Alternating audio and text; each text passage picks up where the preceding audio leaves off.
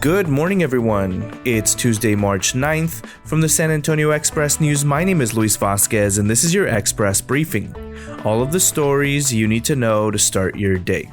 You can expect mostly cloudy skies with a high of 76 degrees in San Antonio today. Bexar County commissioners will get an update on the county's plumbing assistance program aimed at helping residents affected by last month's winter storm during an in-person meeting this morning at the county courthouse. We'll post updates over at expressnews.com. Also, we're accepting nominations for our annual Top Workplaces competition. Head over to expressnews.com for more information on that competition. And we're launching our latest newsletter, The Docket, on Friday. Head over to expressnews.com to sign up for our best courts and crime stories in your inbox every week. And now let's move on to our top stories for the day.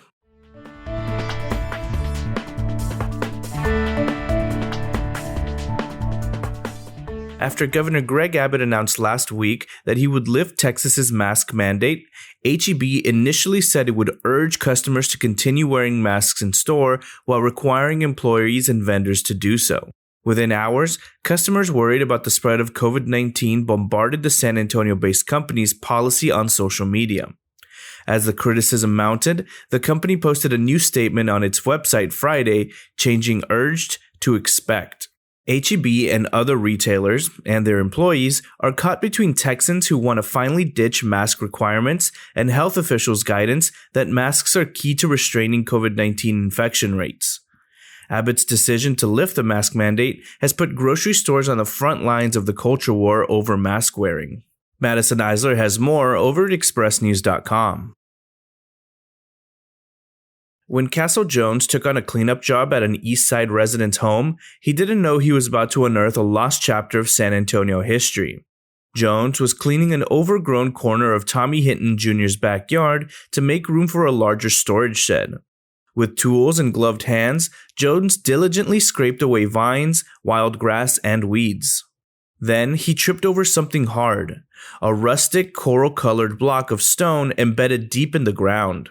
It turned out there wasn't anything beneath the tombstone, which made its presence in the stranger's backyard all the more mysterious. The questions eventually led to a tantalizing glimpse into the past, as clues to the mystery revealed a Buffalo soldier who once lived in San Antonio.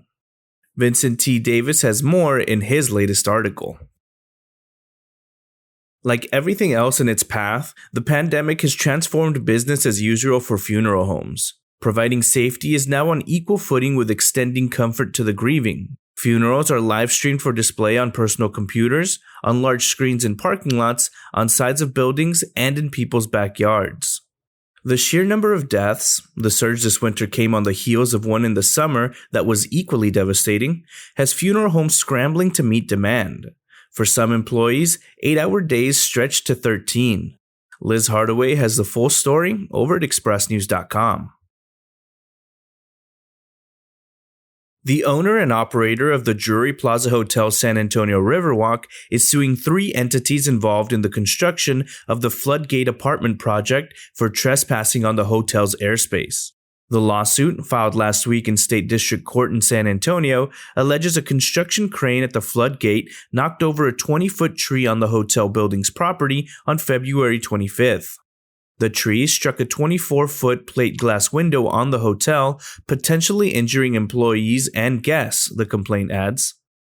Jay Neal, attorney for plaintiff Alamo National Building Development LP, said Monday the parties are in the middle of negotiations to try to resolve the dispute. Patrick Danner has everything we know so far over at expressnews.com.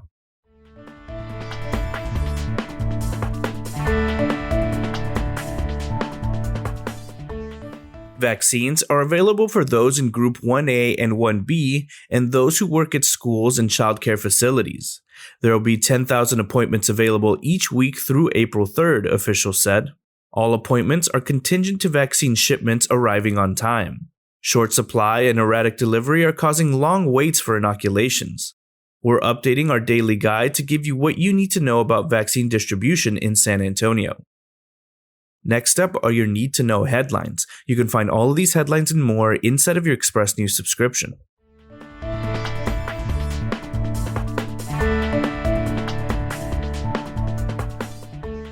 Transmission of the coronavirus in San Antonio dropped for the 8th consecutive week Monday and reached its lowest reported rate since the pandemic arrived in the region nearly a year ago. Struggling to produce more pilots, the Air Force is looking to use private contractors to train some fledgling aviators. It's issued 5 requests for information that, if put in place, could add 200 more new pilots to the Air Force over a 5-year period. As Governor Greg Abbott races to reopen all businesses and end mask mandates this week, it hasn't been fast enough to diffuse escalating political pressure from fellow Republicans who see Texas lagging behind other states in dropping COVID-19 restrictions. It's fueling talk that Abbott will face something he's never seen before, a real primary battle. Emergency restrictions remain in place at least through today. XTC Cabaret, a Northside club, has been cited over a dozen times since the beginning of the pandemic. Inspectors issued 2 new citations Saturday and noted the club's power and water have been disconnected. Read more about that and all the citations issued so far in San Antonio over at expressnews.com. San Antonian Bruce Bugg has been reappointed to oversee the Texas Department of Transportation and its $31 billion budget, 97% of which goes to build and maintain roads. In his new 6-year term, he might get more pushback from liberal urban Texans.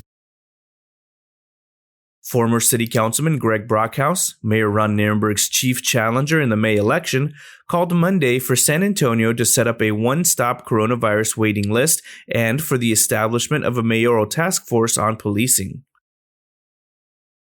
Some 46,000 Venezuelans living in Texas can breathe easier after the Biden administration announced Monday it will allow them to take shelter in the United States temporarily amid political and economic turmoil in their home country.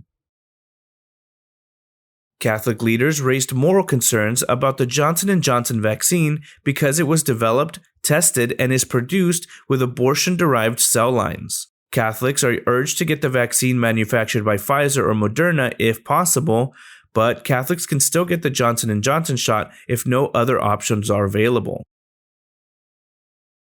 Bexar County District Attorney Joe Gonzalez on Monday said business owners can continue to ask customers to wear masks to prevent the spread of COVID-19, even after Texas Governor Greg Abbott decided to lift the statewide mask mandate. Texas Attorney General Ken Paxton on Monday launched an investigation into the natural gas market, which forced CPS Energy and other Texas utilities to pay exorbitant prices for their fuel amid the historic winter storm last month. Something's fishy about how the Department of Defense chose Alabama, not San Antonio or Colorado Springs, for the U.S. Space Command headquarters, writes business columnist Chris Tomlinson. Find out why over at expressnews.com. On the manufacturing partnership between pharmaceutical companies Merck and Johnson & Johnson, the Express News editorial board writes, quote, "This partnership and escalated timetable for vaccines illustrates how leadership and competence can make government work for the good of everyone. But vaccines are only part of the fight against COVID-19. Check out the full editorial over at expressnews.com.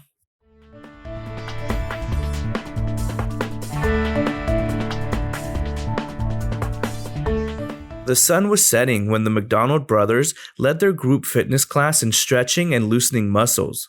Then they challenged their students, physically, spiritually, and mentally, at the McDonald's new McFit Athletics gym on the north side. Several women and men sprinted in single file behind their coach. They darted by a 20-pound Bluetooth speaker that Jeremy McDonald had lugged to the parking lot. Labored breathing was lost in the din of hip-hop beats blasting across the compound. After the 5-minute run-jog, the group headed back inside for a dynamic series of stretches, followed by a high-intensity portion that included jumping rope and quick feet moments. The well-muscled brothers are more than leading exercises. They're teaching a lifestyle, a deeply held philosophy they live by. Vincent T. Davis has their story over at expressnews.com.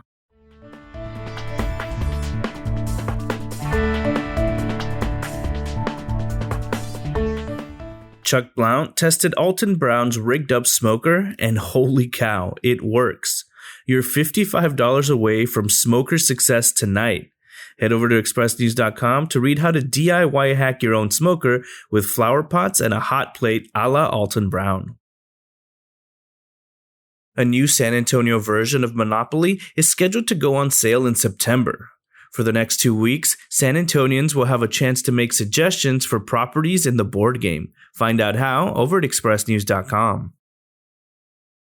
COVID-19 reduced this year's Berlin Film Festival, normally attended by hundreds of thousands of film fans, to a virtual event attended only by the jurors, industry members, and the press. Check out our biggest takeaways over at expressnews.com.